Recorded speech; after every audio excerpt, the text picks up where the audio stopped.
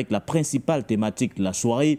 On va rapidement avancer avec le concours de la réalisation autour justement de ce discours, celui du ministre nigérien des Affaires étrangères qui, à l'occasion de la 79e session de l'Assemblée générale des Nations unies, a donc officiellement prononcé un discours dans lequel il met en cause la France qui arme, finance, renseigne les groupes armés terroristes au Sahel. Il est également revenu justement sur cette stratégie de recolonisation de la France portée justement par la France jusqu'ici. On va écouter le ministre Bakary Yao Sangaré. À l'occasion du sommet historique des chefs de l'État de l'AES, tenu à Niamey le 6 juillet 2024, l'Alliance s'est transformée en une confédération qui repose sur 3 piliers, les 3D, à savoir la défense et la sécurité, la diplomatie et le développement. Ce nouveau cadre stratégique d'intégration destiné à devenir à terme une fédération dispose d'un fort potentiel de ressources naturelles pour atteindre ses objectifs. Ce potentiel fait l'objet de convoitises de certaines puissances occidentales qui financent, arment les groupes terroristes afin de déstabiliser nos pays. Le Niger réitère sa ferme condamnation à ces actes hostiles et rejette toute forme d'appui au terrorisme, notamment le soutien actif et publiquement revendiqué par l'Ukraine à la coalition terroriste qui a lâchement attaqué la localité de Tinzaouaten au Mali. C'est également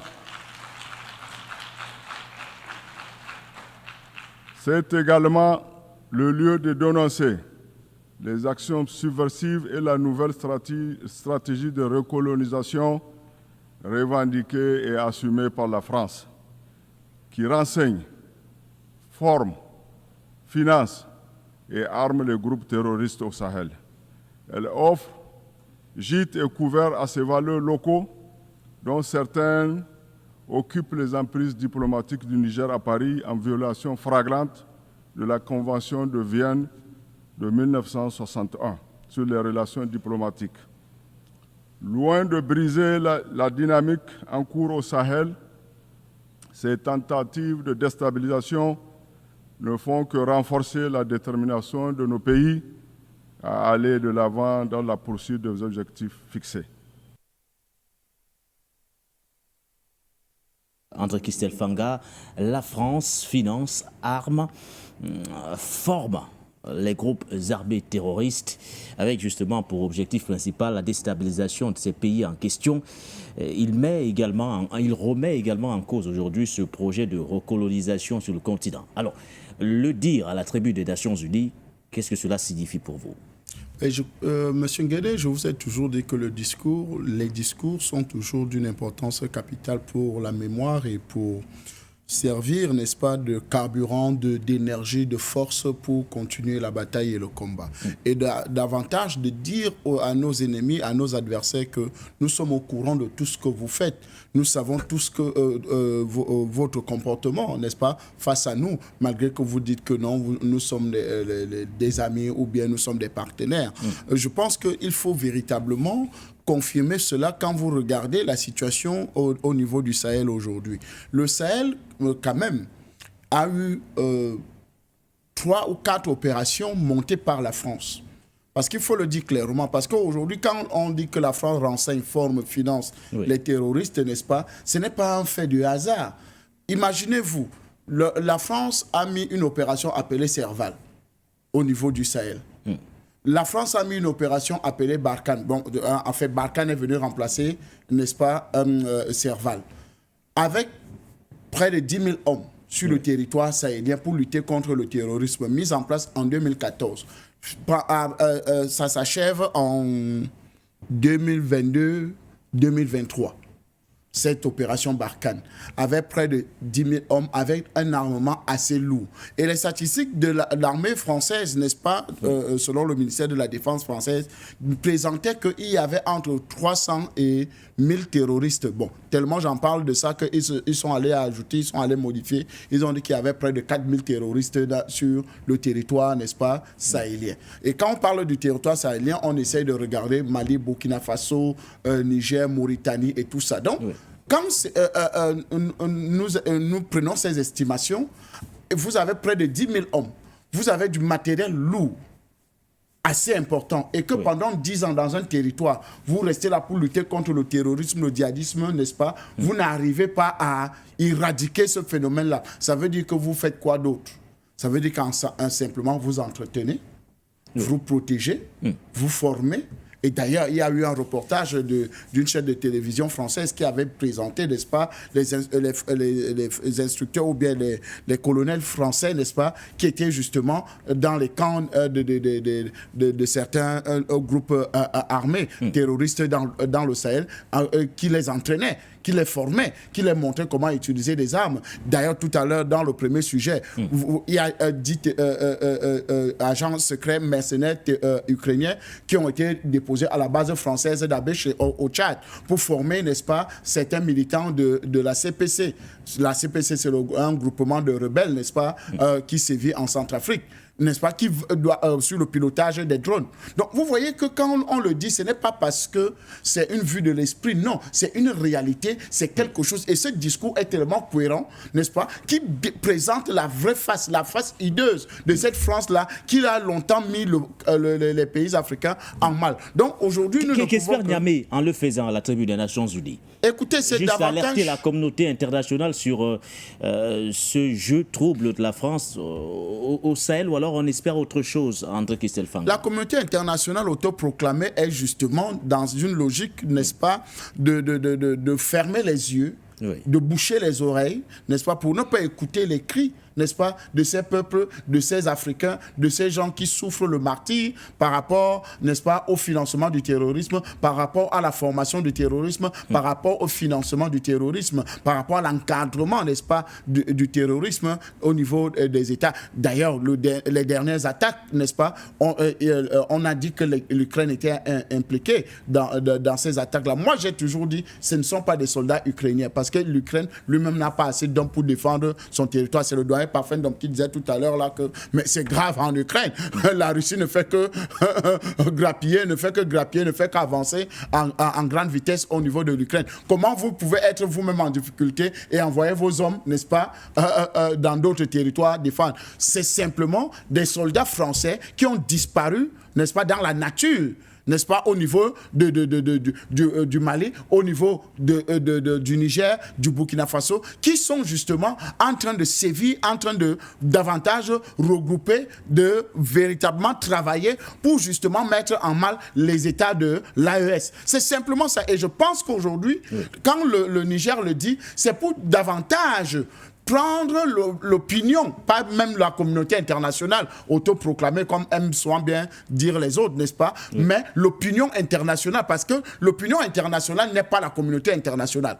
Parce que la communauté internationale, c'est ceux qui prennent les autoproclamés surtout, c'est ceux qui ont le droit de veto au Conseil de sécurité, c'est eux qui décident, c'est les otaniens, c'est eux qui se font passer pour la communauté internationale, c'est eux qui décident de qui doit vivre et de qui doit mourir, qui on doit défendre et qui on ne doit pas défendre. Vous voyez qu'il y a les mesures de 2 poids 2 mesures. Le Sahel est en guerre depuis longtemps. Par exemple, est-ce qu'on a donné les armes au Sahel? Est-ce qu'on a donné les moyens, les mêmes moyens qu'en Ukraine? Non. Vous voyez qu'aujourd'hui, il y a la politique de 2 poids 2 mesures de cette communauté internationale. Donc, le Niger, en le disant à la tribune des Nations Unies, c'est pour prendre l'opinion internationale, n'est-ce pas? Parce que quand même c'est ouvert. Nous avons les vidéos depuis le Cameroun, n'est-ce pas? Nous avons écouté ce discours depuis le Cameroun. Donc d'autres pays aussi africains et le reste du monde ont sûrement écouté aussi ce discours-là, parce que c'est un discours qui s'est prononcé dans une tribune universelle où il y a la capacité du reste du monde d'écouter ce genre de discours pour voir ce que les autres peuples traversent comme difficulté. Donc véritablement, la France est le principal financier, n'est-ce pas, des terroristes D'ailleurs même, quand on parle de financer, la France, c'est un pays terroriste. Voilà.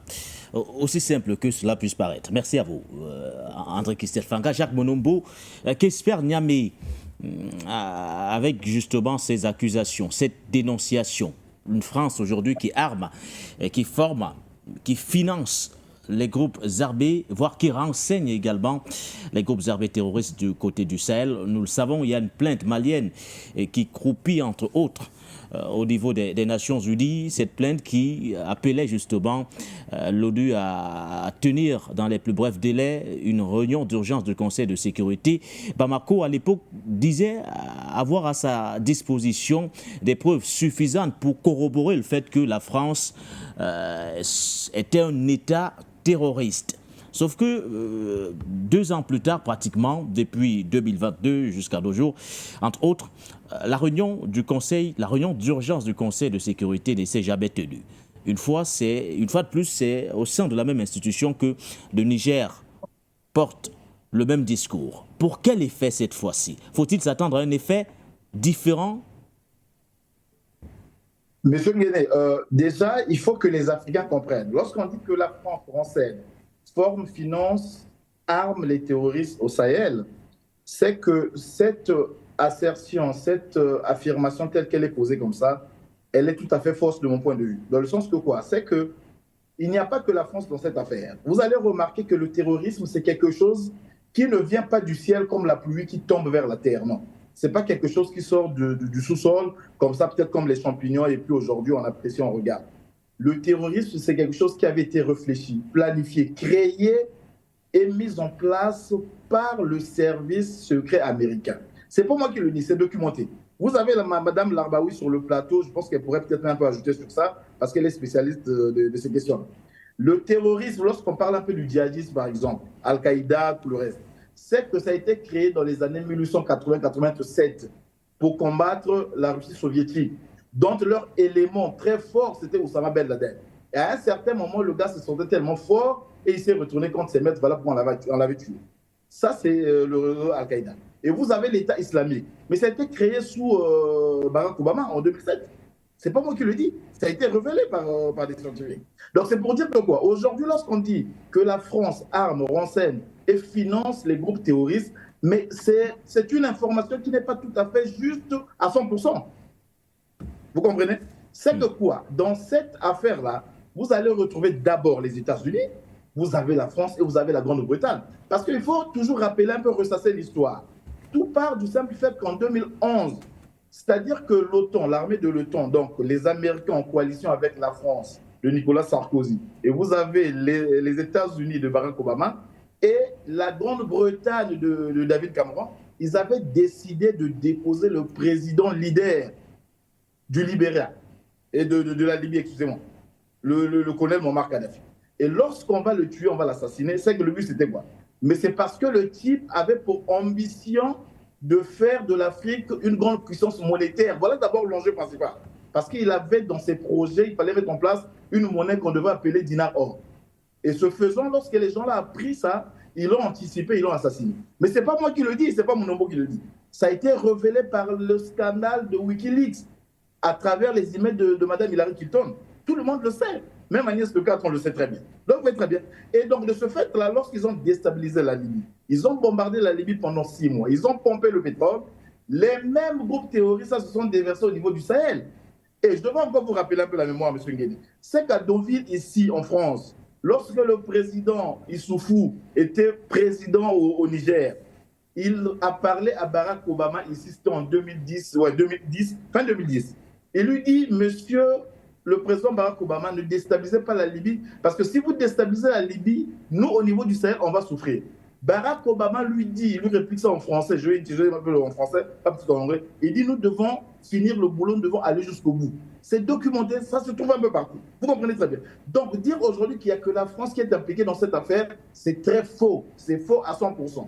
Dans cette affaire, vous allez retrouver d'abord les Américains, vous avez les Français également, et vous avez la Grande-Bretagne. Vous comprenez? Donc, aujourd'hui, tout ce que les pays de l'AES sont en train de dénoncer, mais ils ont parfaitement raison, d'autant plus qu'ils savent très bien, pertinemment, ce qui se passe dans leur pays. Vous avez du côté du Niger, le général Tiani. Mais le général Tiani, c'est quelqu'un qui était dans le giron de Bazoum. Il connaît très bien ces choses-là. Et vous avez du côté du Mali, mais vous avez Assimi Goïta. Assimi Goïta connaît très bien, c'est des gars qui étaient au front. Vous prenez le capitaine Ibrahim Traoré, mais c'est des gens qui étaient au front, c'est des géostratèges, ils savent de quoi ils parlent. Donc nous, on ne peut pas venir dire aujourd'hui, avancer des arguments comme quoi il n'y a que la France qui s'immisce dans cette affaire. C'est faux, c'est un narratif que nous devons bannir. Dans cette affaire, tous qui sont impliqués, sans exception aucune. Vous avez les États-Unis, vous avez la Grande-Bretagne, vous avez la France, d'autant plus que les groupes terroristes ont été créés, ont été fabriqués par le service secret américain. Il n'y a pas autre chose, M. Nguyen.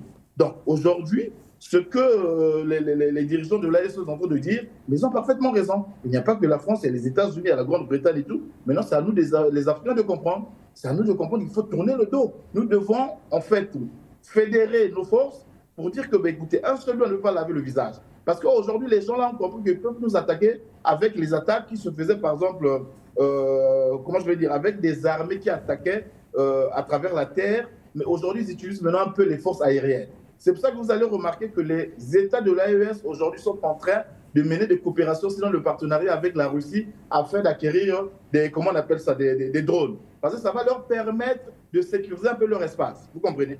Donc, c'est à nous de comprendre que, écoutez, on est faible, mais s'il faut qu'on se mette ensemble, on sera fort. Et c'est ce que d'ailleurs ils sont en train de faire les trois pays de l'AES, le Mali, le Burkina Faso et le Niger, pour pouvoir faire barrage à ces forces nuisibles qui utilisent les terroristes pour nous attaquer. Le terrorisme n'est pas né en France, c'est faux. Le terrorisme est né aux États-Unis à travers le service secret américain. Il y avait le groupe Al-Qaïda qui avait été créé en 1987 pour combattre la Russie soviétique.